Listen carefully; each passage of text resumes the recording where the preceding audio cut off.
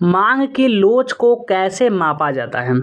चलिए जानते हैं जो मांग की लोच होती है ना उसको कैसे मापा जाता है। तो मूल्य मांग की लोच, मांग की कीमत लोच, मांग की कीमत लोच किस कीमत में होने वाले प्रतिशत परसेंटेज परिवर्तन का अनुपात है। मांग की लोच द्वारा परिवर्तन की मात्रा ज्ञात होती है, जबकि मांग के नियम द्वारा परिवर्तन की दिशा ज्ञात होती है। मांग की लोच को मापने की विधियाँ जो है वो निम्नलिखित है। पहला विधि है कि कुल व्यय विधि, यहाँ पे कुल व्यय विधि, दूसरा है अनुपातिक या प्रतिशत विधि, तीसरा बिंदु लोच विधि।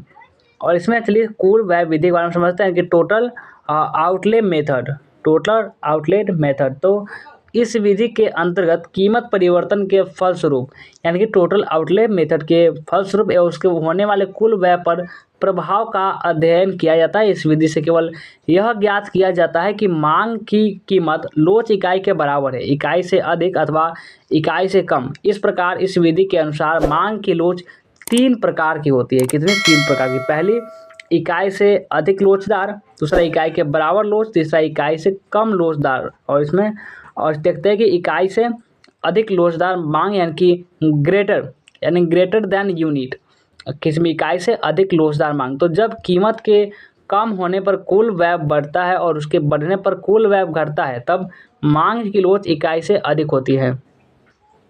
और अगला है इकाई से अधिक लोचदार यानी ग्रेटर दैन यूनिट। जब कीमत के कम होने पर कुल व्यय बढ़ता है और उसके बढ़ने पर कुल व्यय घटता है, तब मांग की लोच इकाई से अधिक होती है। दूसरा, इकाई के बराबर लोच यानी कि यूनिटरी एलास्टिक। जब कीमत में परिवर्तन होने पर कुल व्यय स्थिर रहता है, तब मांग की लोच इकाई के बराबर होती है। और अगला है इकाई के कम लोचदार मांग, लेस दैन यूनिट। क्या है कि इकाई से कम लोचदार मांग यानी कि लेस दैन यूनिट।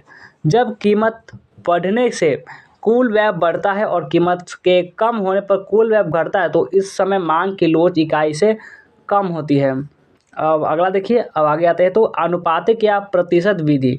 इस विधि का प्रयोग सबसे पहले मार्शल ने किया था। इस विधि के अनुसार मांग की लोच का अनुमान लगाने के लिए मांग में होने वाले अनुपातिक या प्रतिशत परिवर्तन को कीमत में होने वाले अनुपातिक या प्रतिशत परिवर्तन से भाग दिया जाता है। मांग की लोच को निम्नांकित सूत्र द्वारा निकाला जाता है।